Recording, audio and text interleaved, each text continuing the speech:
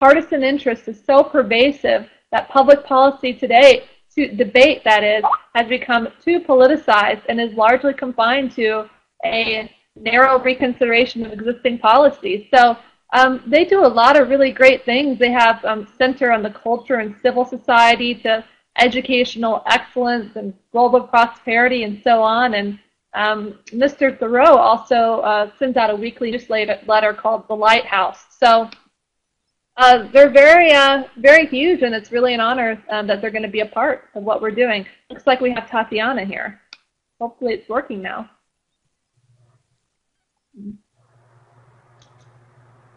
She's trying again. I think Bryan's still helping her.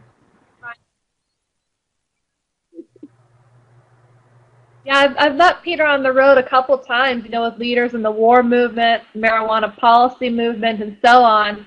And I think, was it, gosh, it was California Freedom Fest. He came and spoke at one of our events, you know, with Sheriff Mack. We had Rob Campia with Marijuana Policy Project. We had a whole bunch of really awesome leaders through Taxpayers United of America. And what I really like about Peter is that, you know, he's really in it for the cause. He runs a successful business, but he doesn't let greed or money get in the way. You know, he volunteers for the most part, you know, his time to do such wonderful things. And, you know, he has led by example, you know, by running for office, and that's really, really great. So it's been an honor. Saw him at CPAC. I know Free and Equal. We hosted a dinner out there. We had Gary Johnson sitting across the table from Peter Schiff. A couple hours, you know, 10 of us are big leaders in Kentucky, making that happen. Thanks, you know who you are. Thanks for your support. And, you know, just bringing these leaders together and for them to getting to know each other is so important in our evolving our movement for freedom. Wouldn't you say, Kurt and Susan? Yes. Yeah, absolutely. You know, I think what I love about Paul Festival, for instance, is that we are uniting all of these different, you know, groups of people who understand that the government and the establishment, not necessarily just the government, you know, they're treating all of us the same, and we all want to be free. And I think it's amazing what we're doing with Paul Festival, getting all of these different groups together to show the world, you know, that we're all in it together. We all stand for the same thing, and that's liberty. I couldn't agree more.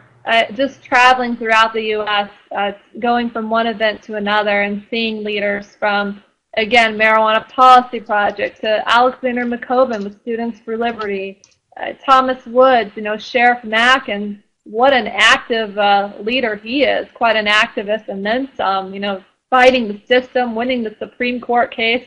That is just unheard of.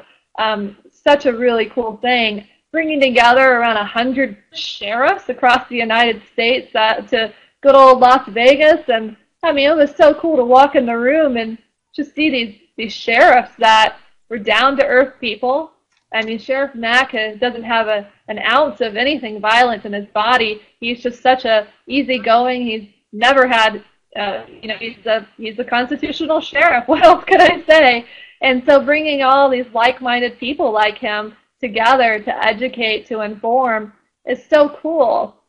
And, you know, just having Adam Kokesh, you know, on, libertychat.com here today, and just saying, hey, you know, look, connect some more with CSPOA, Sheriff Mack. I mean, there's definitely a common denominator, you know, between Adam wanting to protect the people, the veterans, the safety issue, and I think that it's just really great. The quicker we get these people to connect, the better we're going to have that backbone against the system that, you know, is ready for us. But I don't think they're ready for us to be moving as fast as we are and what we will be in the near future, or now, and for the foreseeable future.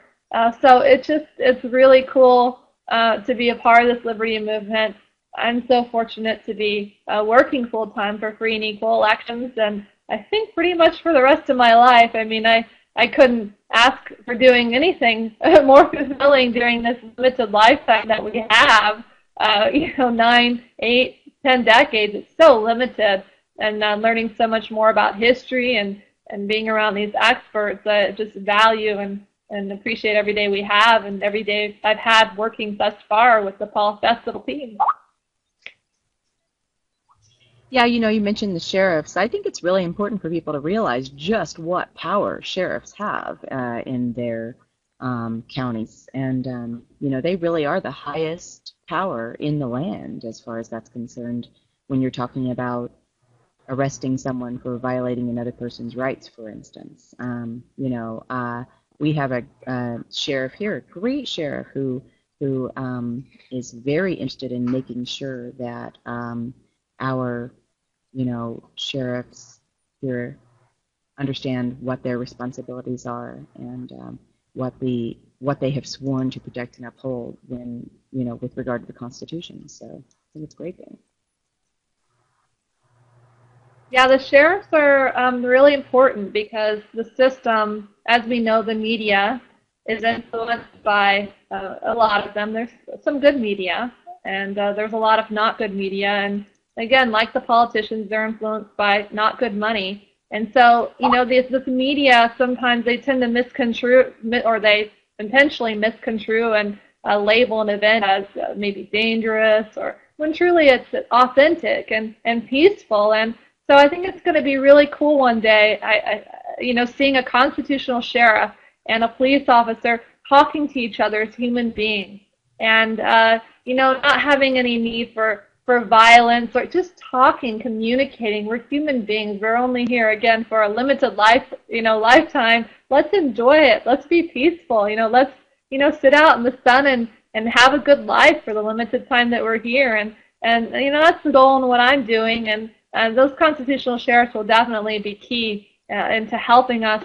to maintain that positive, safe environment. And I feel that a lot of cops, are really not educated about, intentionally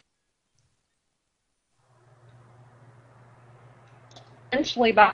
Unfortunately, they're working within a flawed judicial system, a flawed system as far as prisons and so on. And so it'll be really interesting, as we hopefully are able to, for example, I feel that the people do want to legalize marijuana. That's the number one reason why our prisons are filled today, because of possession of marijuana.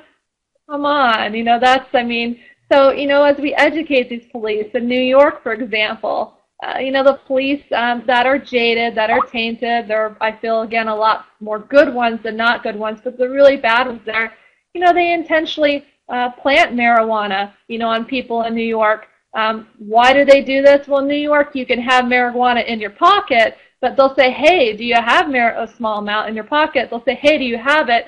And they pull it out, and then they end up putting them into jail because they actually have exposed it. You can have it in pocket, but not exposed to the public.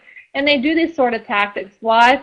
So they can sit in courts for hours, 4 hours, 8 hours, 4 weeks, 8 weeks. Why? So their pensions are really high. The law in New York is that the last 5 years of their salary, that is what their pensions are based on. So again, the number one budgetary problem in the United States is government pensions, and the police are a part of that problem. I'm not saying, again, they haven't made the laws. There are a lot more great ones than not good ones, but, the people in office and dealing with the union leadership and so on. So from union money to corporate money, there's so much bad on both sides of the aisle, and it's so important, these people that are in jail because of marijuana, like possession, we're paying, my taxpayers' dollars are paying for this. I don't even want to pay taxes, honestly. I feel like I should only be paying 20% of what the government tells me to do. That's justified. It should be the 20%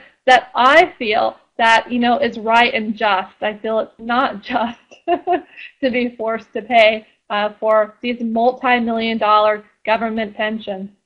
Gosh, Susan, one of the highest ones, lifetime estimated pension payout, over $16 million for one person. $16 million taxpayers are paying for a guy up in Wisconsin for his pension. Might I add, the estimated lifetime expectancy is 80 or 85 by IRS standards. These people retire at 55 years of age, young, 60, 55, and they're living off of a government pension that can be as high as over $16 million. My taxpayers' dollars, the limited money, yours, yours, yours. I mean, this is just an unsustainable system that's about to break. Peter Schiff could not be more right about the fact that the system, hyperinflation, is going on all around the country. The question I wanted to address is, we've had hyperinflation in the U.S. in the past. We've never had it around the world. And what does he think, that would come of this if it does, and when it does explode, how that will impact the entire world? And, it's just thanks, politicians. Thank you, monetary system. Thank you, Federal Reserve, for not doing anything good for my world, for our world. And, yeah, they all need to go. Well, I think it's really important, for instance, Liberty 1929 in the chat is talking about how we consent to this. We consent to this by being, by involving ourselves in these types of contracts with, with government agencies that. I would totally agree because. But one problem is that they purposely mislead us into thinking that we're obligated to participate in these programs. I think that there are people who actually believe that the government has some sort of value in and of itself. Like they'll say, the government spent this, amount of money on such and such, and I always try to get people to understand that the government doesn't actually have any money. The money that they're spending is yours and mine. If you don't support what the government is doing, you said 20%, spend on what you want. I say 0. Everything that I work for, I should get to keep. The fact of the matter is that I believe in a voluntary system of, of helping others if people should choose to do so. But I certainly don't think that anyone should be compelled to provide any kind of social service, by a governmental entity. I don't agree with external government enforcing that sort of policy. But our society is purposely misled, and they also choose to be willfully ignorant of how the system works. So, we have a bigger problem than, for instance, simply who's going to be president in November. You know as well as I do that the tentacles go wide. Yeah, in 2008, I learned directly from high-level sources that the Obama administration, when they were falling short in that first electoral state, Mr. Obama, how suddenly people suddenly loved him. It's like, oh, he fell short in the first state, and oh, we really want him to win. We're going to come out. And it's just suddenly started to skyrocket because the people believed in him. They hoped that he would make the world a better place. What a load of beep, beep. What happened was that they let down their security measures on their website, and they funneled money illegally. This is coming from sources, so it's not, confirmed, but allegedly that is, in case a lawyer looks at this later. I don't, ready for a lot of lawsuits to come my way, but bring it on. In any case, they let down the security measures allegedly by some sources have stated, and they funneled money illegally from corporations. This is what happened from corporations. Oh, do we think Top 2 is just an accident that's now spreading across the country? Top 2, where only the top 2 vote getters in the primary will be on the ballot between the primary and general election? I think not. It's definitely not an accident. So I couldn't agree with you more. And now Romney. Oh, come on, Romney. You should be ashamed of yourself as well. All this money, look at where the money is going. And both of these campaigns, they're both sellouts. I feel somewhat sympathetic at the heart. Some of these politicians, that they go into the system, wanting a great thing. I mean, look at Rand Paul for an example. He's nothing like Romney by any means yet, and I hope he never will be. But, if he were to continue to go in the direction of trying to save the party from within, sorry, you have to compromise to get within the party. Inevitably, the way that the system is structured is that you have to inevitably become infiltrated by the system in order to make it to the top. And that's what happens. I've seen politicians like Governor Quinn, in Illinois. The current governor, he was pretty well liked in the beginning, became infiltrated by the system over time.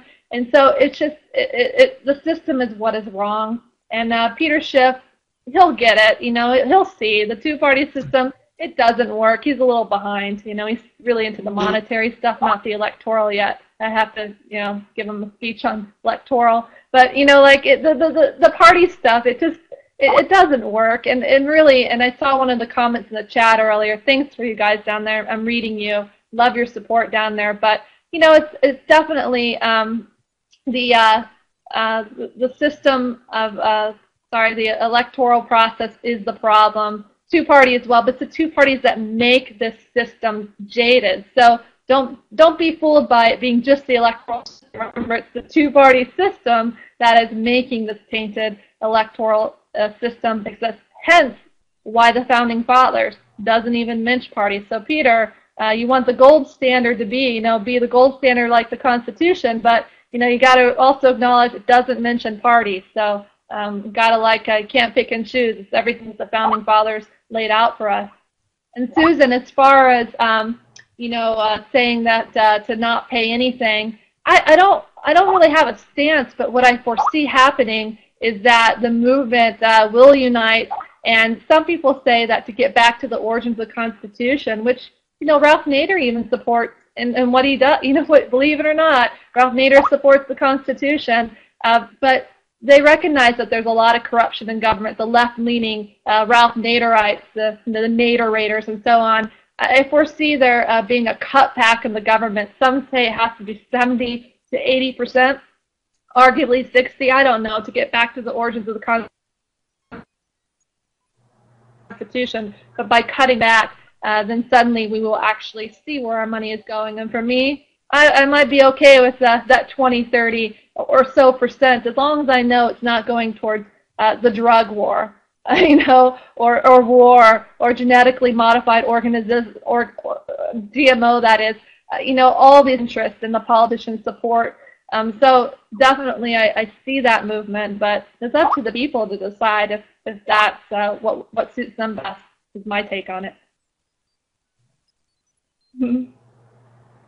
One thing is, Susan was talking about the power of the sheriffs and stuff, and I can just tell you from experience down here in Florida, the county sheriffs, the police, it is really a complete racket down here. When people get arrested, their phone call is routed to a phone system where they have to call someone, and it's $7 a minute collect, get your free phone call. If you get pulled into Pinellas County Jail, if you have any money on you, the sheriffs take it from you. No questions asked, and they keep it, no matter how much cash it is. Those are all sorts of things that people don't know about, that they just kind of bend over backwards to, that are out there that are just complete rackets, that you realize that, criminals are running the lawsuit when you find out stuff like this.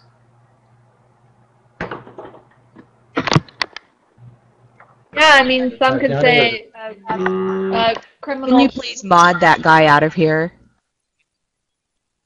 At least he thinks my boobs are nice.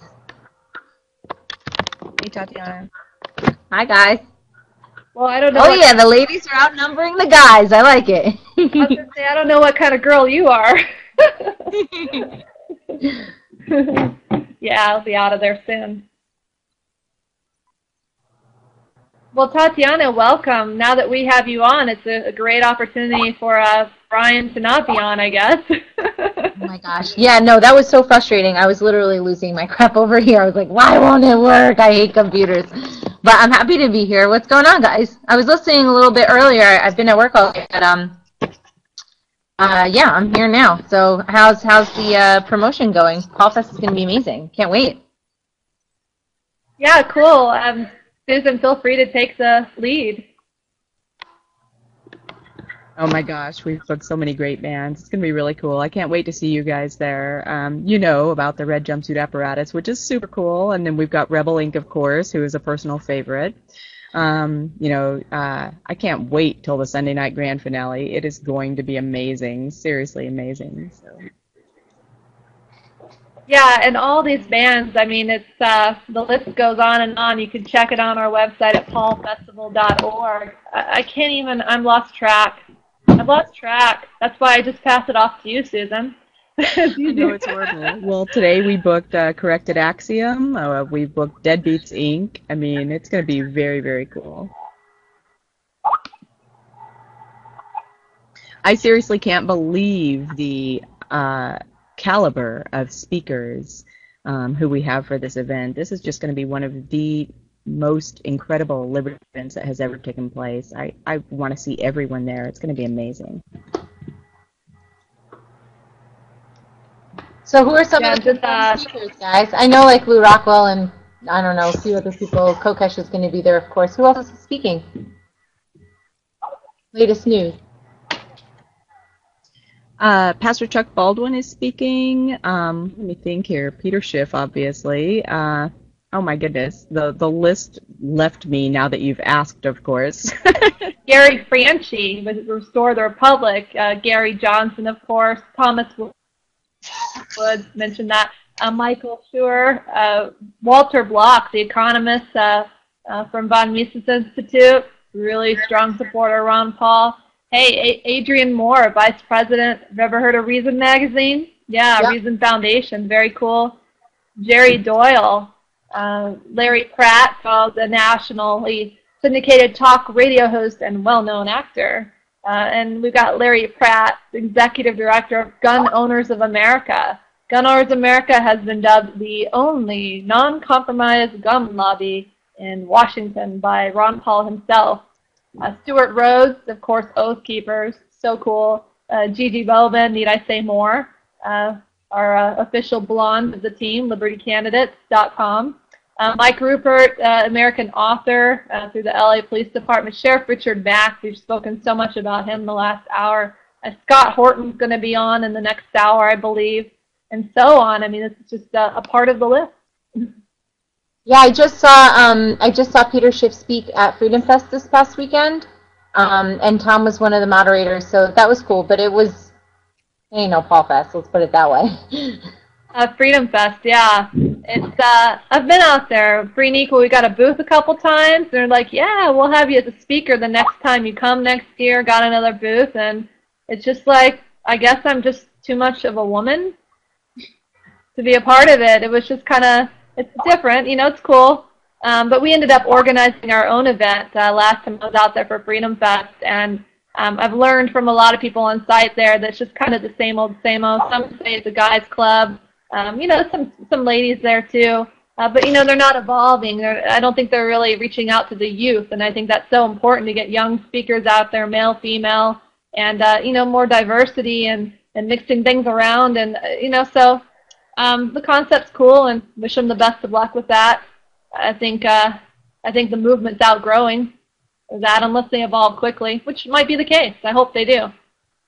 Yeah, it seemed like there was a lot of just more like conservative people than freedom people, you know what I mean? It seemed a little stiff, like they kind of still like Mitt Romney. I'm like, really? This is Freedom Fest? I don't know, it was a little funny.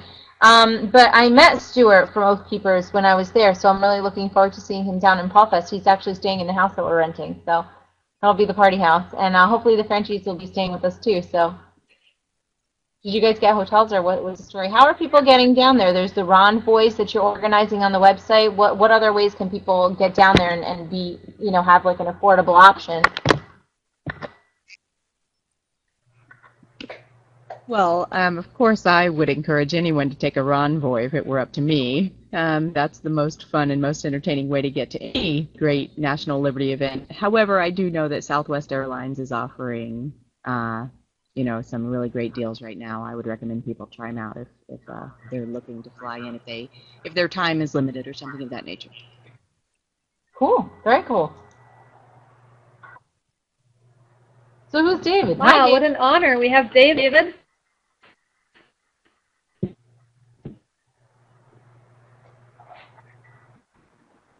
Oh, you have to push your button, the mute button. We have all gone through this.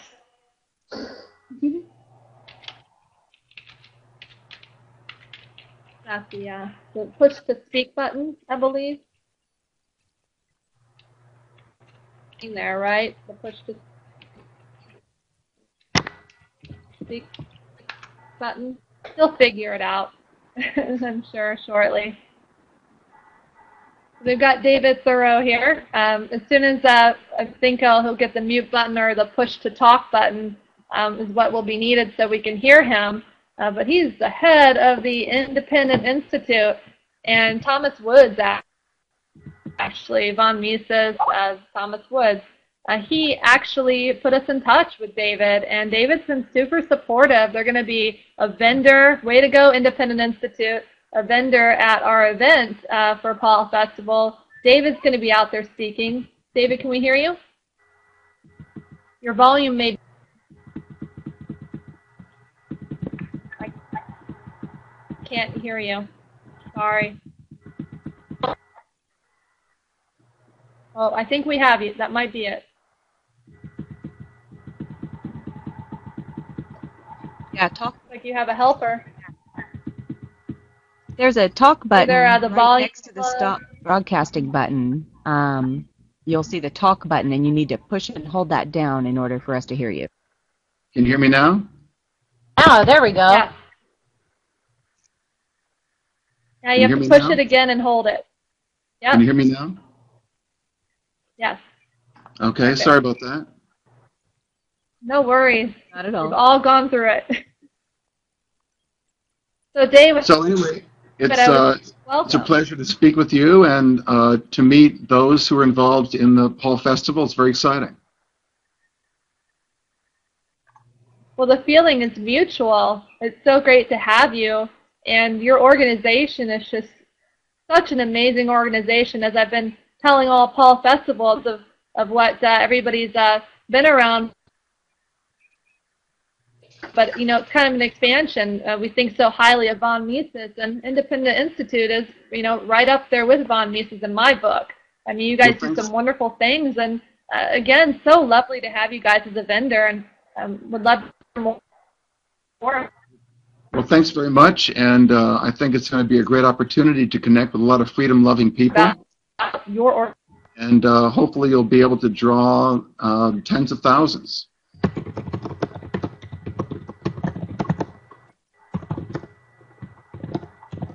A little bit more about the Independent Institute.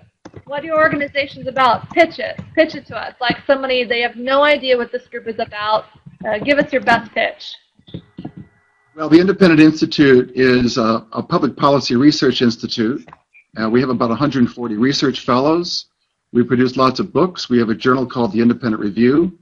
We get involved in almost every issue there is. There's no aspect of government policy that we might not deal with. There's no social and economic issue we might not deal with. And the idea is to produce information that will hold up any kind of scrutiny, but essentially to boldly advance peaceful, prosperous, and free societies. And people are looking for answers today. People are very concerned about Washington and the power and the debt and the spending and everything else. The attacks on civil liberties, the ongoing wars, etc. And so there certainly is a groundswell of concern about this, not to mention Obamacare and all sorts of other inane things that have come out of Washington. So we're basically there to try to provide information that people can use in different ways, whether it's books or media projects or whatever it might be. Tom Woods is an old friend of ours, and you may know about Robert Higgs, who's one of our senior fellows, who is considered probably the leading libertarian scholar in the world today. He edits our journal, The Independent Review, and has authored many of our books.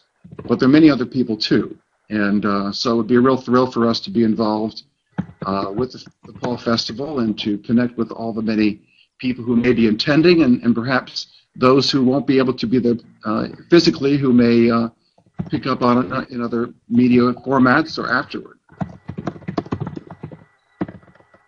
How long has the Independent Institute been around, and what got you interested? How long have you been with that Well-You founder been around for? It was started over 25 years ago. We had our 25th anniversary gala, in fact, last November. We honored 3 people at the gala, one of whom was Robert Higgs, the economist I mentioned. The second was the Nobel laureate Lech Walesa from Poland, who led the solidarity movement against the Soviet Union, essentially was the catalyst to bring the Soviet Union down. And the third was the Nobel laureate Mario Vargas Llosa from Peru and Spain, who won the Nobel Prize in Literature in 2010 and became a classical liberal and a real spokesperson for liberty after many years of actually being a Marxist. So we honored those 3 people, and it sort of reflects the range of what we do. That particular event, by the way, we had 36 people who were co-chairing it, including 12 Nobel laureates, and we were quite privileged to be involved with all these people. The Institute was started in '86, and quite frankly, after many years of being involved in this work, I have never seen the kind of intensity and receptivity of interest in the ideas of liberty that I've seen just in certainly the last year. It's been building since 9/11, after the scaremongering began, but I think it's certainly accelerated in the latter part of the Bush administration, and as we moved into the Obama administration, it's really accelerated. That is a fantastic. David, I had a question for you. Please go ahead. I was just kind of curious.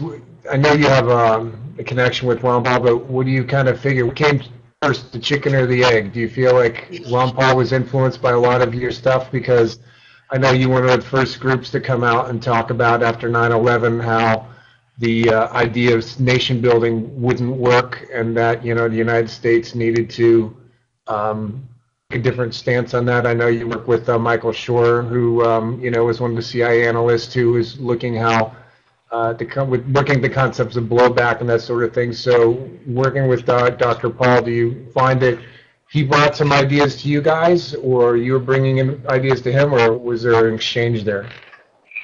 Well, I've known Ron actually even before he first ran for Congress, and he and I both had mutual friends at a group called the Foundation for Economic Education. He knew Leonard Read there, as did I, and we were both inspired by the Austrian school and writers like Frederick Bastiat and many other economists and political philosophers that you all both are well aware of, I'm sure. But I think Ron is, I think it would be unfair to say that Ron has not had a huge influence on everyone.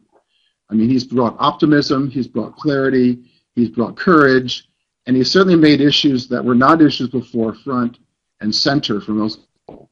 The critique of the Fed, the critique of the wars, the regulatory state, the nanny state, and so on and so forth is something that he's been championing for years. He has been very gracious and generous in endorsing and using our work. We've provided fellows who he's used to brief people in Congress as speakers. He also was involved in our gala that I mentioned back in November. He was one of the people who sent a video greeting that we showed, and he was very generous in his comments, and he's used many of our fellows in his work. So I think it's a synergistic relationship that we influence each other, and that's part of the community of liberty that I think has been growing up in no small measure because of his active leadership in making these ideas visible for people and credible. Can you tell us what kind of? Go ahead, Kurt. I just had one other question. What was a catalyst moment for you and your institute in terms of your work with Dr. Paul? Would you say it was maybe 9/11 or the housing bubble, or is there something else in there that we're not looking at that kind of catalyzed you guys together? Well, it goes way back before then. as I said before, many, probably before some of you were born, quite frankly. But I think that within recent years, certainly the 9/11 story has been one that we've been very close on. For example, the day after 9/11 occurred, we issued a press release and a statement warning people, based on Robert Higgs' work, that what may be pursued as government measures after 9/11 could be a textbook example of growing statism in keeping with Robert Higgs's crisis and Leviathan thesis, that crises are used to grow big government. So we issued this press release and statement, and we actually proposed at the time that instead of launching some war or the Patriot Act and other things that were being talked about then, that instead Congress essentially authorized letters of marque and reprisal based on the Constitution, Article 1, Section 8, in which bonded agents would be authorized by Congress to privately go out and apprehend those responsible for 9/11. And I'm not sure if you know the history of this measure, but it's done with no tax funding. The people who go out and compete to try to apprehend these threats are only paid on performance. If they injure innocent people in the process, they're also subject to be targeted. And so what Ron did is that he then submitted a bill in the House, which was co-signed by, I think, about 12 members of Congress to do this. And his argument was, let's at least include this as part of the portfolio of what the U.S. might do. But it was the one thing that was not approved, and they approved every other measure you can think of. And our point was that here you had 3,000 people killed by apprehending aircraft and driving them into buildings and so on and so forth. And the people who were doing this were wielding box cutters. They didn't even have their own weapons. And so our point was that it didn't matter how many stealth bombers you had, or ICBMs, or nuclear submarines, and so on and so forth. The issue is more of an asymmetric threat, which should be a measure that is done through police actions. And indeed, after spending trillions, we still are doing that. And the track record of what came after 9/11, of course, has been one of the largest expansions in government power in the history of the world, most of which had little or nothing to do with securing people's liberties and protecting them from aggression. So we were very grateful for Ron to having the courage to do that. Interestingly enough, the measures that did result in apprehending al-Qaeda leaders had nothing to do with the stealth bombers and the invasion of Iraq and other measures. They were almost without an exception measures, as Michael Scheuer, who you know have mentioned, has also pointed out, were actually done through bounties. Bounties were paid to find out who these people were, and the wars, if anything, were an enormously expensive diversion in lives and treasure, and probably fomented more terrorists than anything else. Well, you said that you were, when you mentioned Higgs' work, I was just curious, were you guys aware of Wolfowitz's New Century for America before all this happened? Yes, well, Higgs, his most famous book is a book called Crisis and Leviathan. And that basically is the book that shows that the growth of the American state since after the Civil War grew not gradually or in response to social needs, but essentially during crises, largely war crises. And this basically opened up the opportunity for interest groups to get all sorts of goodies they couldn't get legally before. It changed legal precedent in the United States. It changed the culture of how people view the government. But of course, since socialism does not work, and people's own moral compass is still there, the moral sense is still relevant, ultimately the natural law kicks around, and people begin to see the consequences of these measures, and we've seen that. We've seen, as Ron has pointed out, as far as the spending and the debt and the loss of lives and the enormous numbers of refugees and all the other things that happened, and the economy itself. So there's a lot that we can all learn from, and fortunately, people, more than ever, as I said before, are paying attention. I mean, imagine a situation, if we'd gone through all this and nobody cared. Then we'd have a real reason to be concerned. But that's the opposite is what I think we're seeing. Exactly. I mean, you guys were aware of the Wolfowitz report, which was citing, what America needs is a new Pearl Harbor, et cetera, which fits right into the Higgs model. Right. And also, of course, which relates to that is the measures that were being discussed even before Bush took office, after he was elected. And so there's a whole track record. And, of course, many of the measures that were adopted, Patriot Act, which was this hodgepodge of measures that different intelligence agencies and other groups were pushing for years. They had their great opportunity. They just poured them all into one bill and got these measures through almost without I think Feingold was the only person in the Senate that voted against it.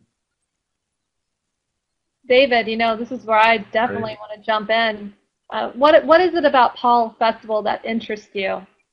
What caught your attention? I mean, aside from Tom Woods bringing it to your attention, but.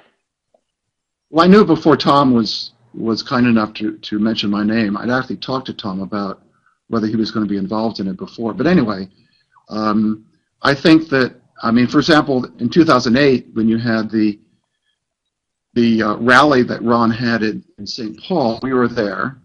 There were about 10 to 12,000 people at that event, and that was quite impressive, obviously, and that, I think, sent a message to a lot of people. We're going to see even more, hopefully, this time. Of course, Ron's going to go to the convention with about 200 delegates, and that will create a certain debate. See, my view is that most people are open to these ideas in a way that they haven't been before, and I think the Paul Festival is going to be a way to dramatize that, and also just to personally involve people. It's not just a rock concert. It's not just a bunch of speakers. It's not a vacation, per se. It's about principle. It's about what's important, and if we don't change the course, there are going to be very bad times ahead, and anybody who cares about themselves and their friends and anyone else in the world, I think, should be involved. Wow, that was a very heartfelt question. I couldn't agree with you more. While I have you, I know there's a couple other speakers we anticipate from Independent Institute that'll be a part of Paul Festival. Can you tell us a little bit more about these gentlemen and these two gentlemen? Sure. The Independent Institute. Two other people who are involved in the Institute who hopefully will be speaking. The first one is the economist John Goodman, who's one of our research fellows. He's actually president of the National Center for Policy Analysis in Dallas, and he has a new book out called Priceless, Curing the Healthcare Crisis.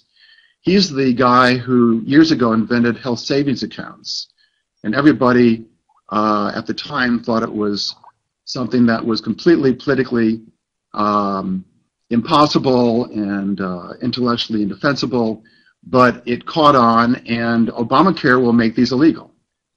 So in any event, John has written this new book, which is a devastating critique of not just the so-called Affordable Care Act, but it's a devastating critique of government's involvement in healthcare, the whole socialization of healthcare, the whole corporatist, cronyist nature of what has happened.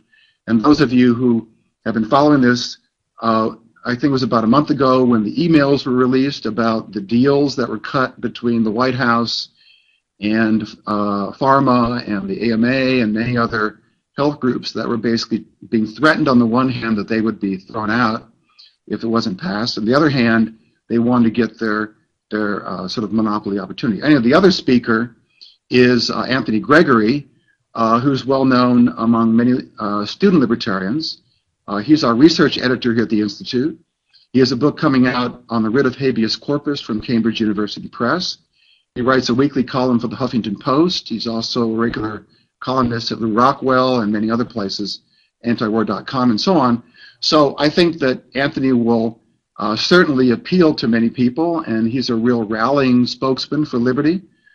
He was just at Freedom Fest in Las Vegas and was involved in a very popular debate there, which people were quite intrigued about. So we're honored and delighted to be involved with the Paul Festival and join with other people like Peter Schiff and Tom Woods and the Rockwell and many others that you have lined up. It's going to be very exciting, and I know there's some others you're hoping to involve who I won't mention, but these are all friends of ours or people who at least we're great admirers of, and so it's going to be a great opportunity, and hopefully we'll inspire people around the country to get involved in this movement. There's no other choice. I mean, inspiring people to get involved, you're right, is the only option, and inspiring them to run for office. And I feel that there will be a huge movement that will evolve, and this event is going to be a magnet. It really will for attracting leaders and teaching people how to become leaders. And Adam Kokesh earlier today, he was right. We are all leaders within ourselves, and the system has tried to numb us intentionally, and we're not going to be fooled much longer about that. There are far more great, wonderful, kind-hearted people out there than there are that are not, and unfortunately the people who are not are pretty much controlling the electoral system, the Democrats and Republicans that have gotten us into all these messes. I mean, the only good thing I can see of it is that's giving you some things to write about, at the Independent Institute.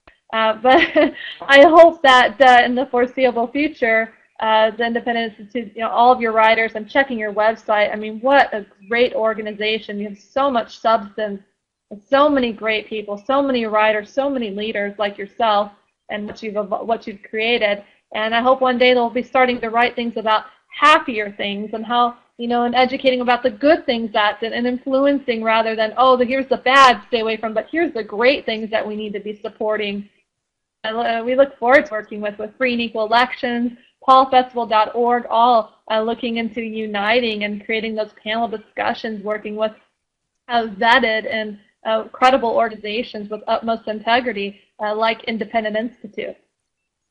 Well, we're very grateful to you, Christina, and Kurt, and all the others Susan and so forth, who are, really taking time out from your lives to rally people and to create events like this, and it's all part of what has to be done, and it's our my hat is off to all of you for taking the initiative and being committed to these principles. Well, my hat is off to you. Go ahead, Kurt, doing what you've done.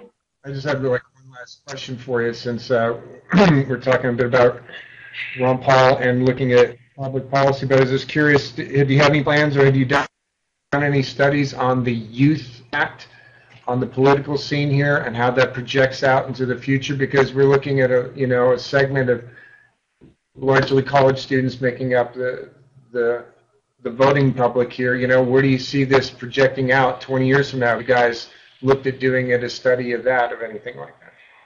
We have not looked at that per se. But surely that's something that is very important. I mean, I think one of the realities right now is that a lot of young people are turned off from the current race. Many of them, of course, in 2008 were supporting Ron. They then shifted to Obama because of his stance critiquing the war and Guantanamo and so forth. And then he, of course, caved on all those things. So I think there's been a certain disillusionment, and there are other young people who are simply uninformed at this point, or not paying attention, and they don't fully realize what's at stake. But I think looking into the future with the kind of momentum and spirit that the Ron Paul effort in many different ways, in other words, a sort of spontaneous movement, as Hayek would say, that a spontaneous order of ideas and institutions that you can project out to see the possibilities.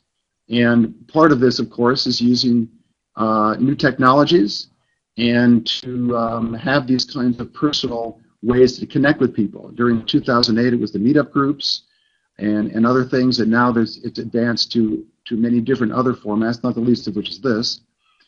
Even if I'm not that well technologically adapted to it yet. But I do think that you can project out some reasonably optimistic cultural changes. But it's not going to happen by itself. It's going to happen by all of us working together. And that's the nature of entrepreneurship, but it's also the nature of how communities grow and develop and how ideas are processed through society. See, one of the great things about ideas is that ideas are the opposite. They work against entropy. Entropy, as you may know, is a law that makes things go into disarray. But ideas are a way to advance order and truth and goodness.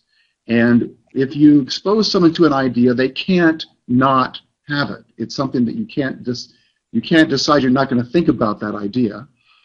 So ideas are incredibly powerful. And of course, this is a movement of ideas. So, and it always has been. So we're, again, thrilled and privileged to be working with such fine people as you. The feeling is mutual.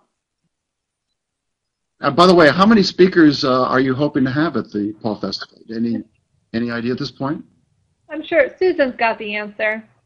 Susan, on there or where? There. Susan?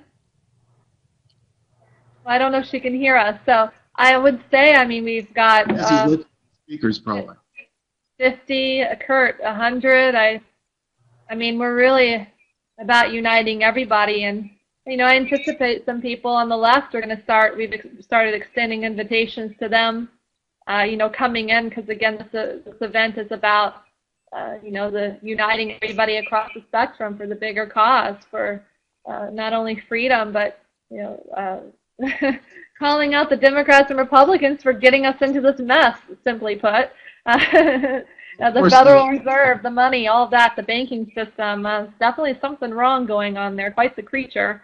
For sure. Yeah, that's right. Well, one thing I think we should keep in mind is that Republicans and Democrats and conservatives and liberals and all these other terms have meaning, but it's a limited meaning, because fundamentally the ideas can wash over that, and what one person thinks is conservative, another person will think is something else. So it's really a question of people seeing through the spin and fog based on information that is reliable, and whether it's the war issue or taxes or healthcare, whatever it might be. So I think that the reasonable approach, and one I would recommend, is to look at the prospects as being huge, cutting across society, and people who may view themselves as Republican or Democrat or whatever now are going to be the people who are going to be paying attention, and more, unless change occurs. You're right. I mean, people do, as far as Democrat, Republican, that's a very tight name. I've met a lot of amazing Democrats and Republicans that truly want to run for office, do great things. Their campaigns, unfortunately, most, if not all, almost all, don't win because, you know, their conscience won't allow them to take bad money.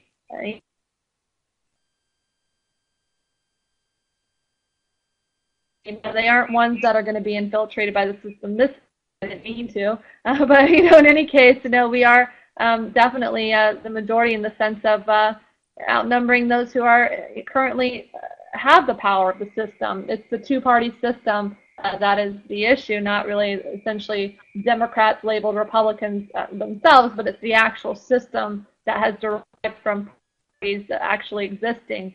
In our previous interview with Peter Schiff, you know, he said about going back to the origins of the Constitution, you know, with Euro-Pacific, a lot of money with gold and silver, and, you know, how we should go back to the gold standard. And I said, hey, Peter, you know, are you for the party system or not? And, you know, he kind of didn't really give a direct answer. But in any case, told them that the Constitution doesn't even mention parties, and I hate to be redundant, but I'm going to. It's just so important to note. It does not mention parties.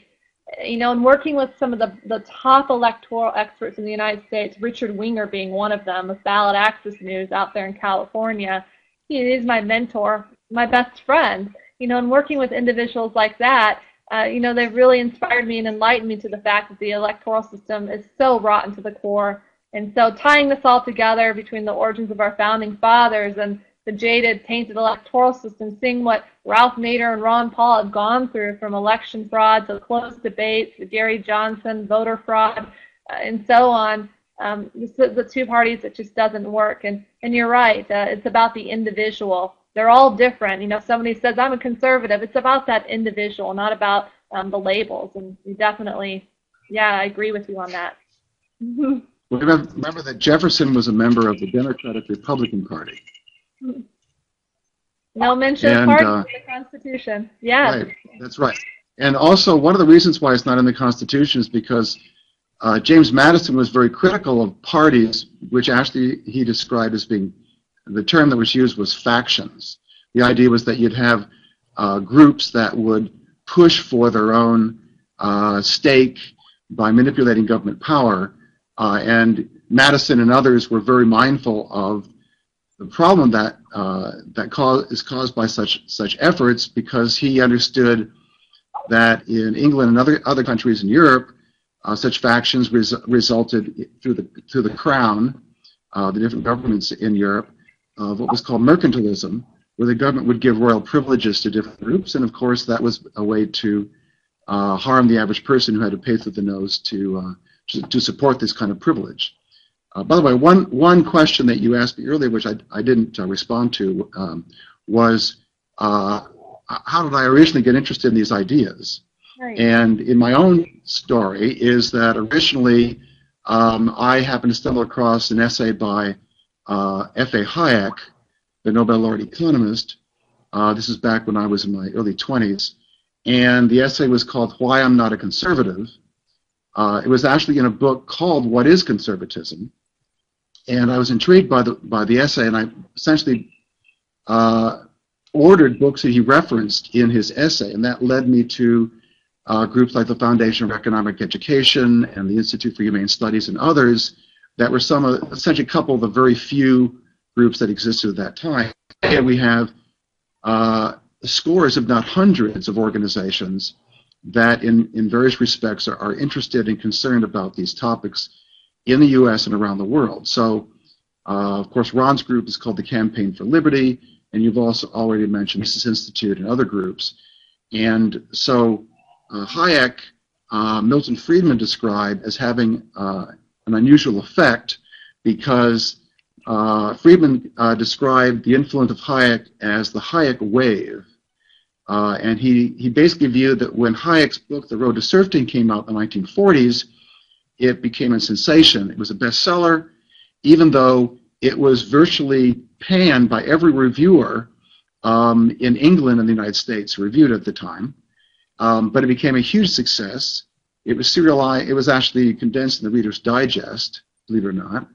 And what Friedman's point was that this wave of a perspective that was washing across societies and hitting different people in different points, including Friedman, had a profound effect on the way we think. In other words, ideas, again, have consequences.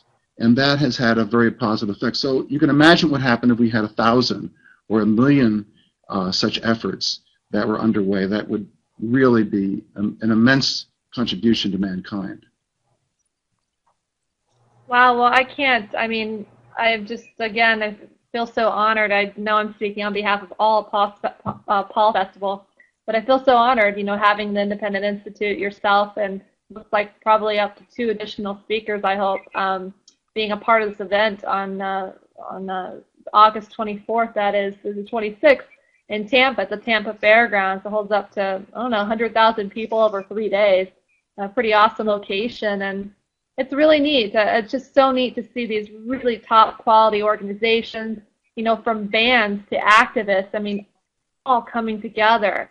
all different levels, but yet we're all on the similar, same wavelength. And I want to thank you so much, and anything you can do to help promote within your guidelines our event through the Independent Institute would be very much appreciated. Again, thank you for being a vendor. If you know of any others that are interested in becoming vendors and sponsors, please shoot them my way. We're really truly about bringing everybody together, as long as we promote peace and positive energy and great things, and it's just going to be a good old time. So, okay, really, great. Well, thank you, Christina. Thank you. By the way, one last thing I'll mention is that some of your people who are commenting about Friedman and Hayek and so forth, we have to realize that the legacy of these ideas goes back for thousands of years, certainly back to the Middle Ages, and we should be proud of this legacy, whether it's Thomas Aquinas or John Locke or Tocqueville or Madison or Adam Smith or Murray Rothbard or whoever it might be. We should be proud of the people who have contributed to this legacy, because we stand on their shoulders, and the Paul Festival is another way to do that. Well, that's a great response to those comments. Yes, exactly. Well, thank you, David, so much, and I look forward to meeting you in Tampa. Thank you again. Bye-bye. Take care. Very nice meeting. Take care. Now we're going to shift over to, we've got Mr. Scott Horton. Are you there, Scott? I'm here. Can you hear me? Yeah, totally. You Well, guys. thanks very much for having me. Oh, man, thank you so much for coming on board and being one of our many Dynamite speakers for Paul Festival. Thanks again so much. Sure, I'm very happy to do it. So, Dave,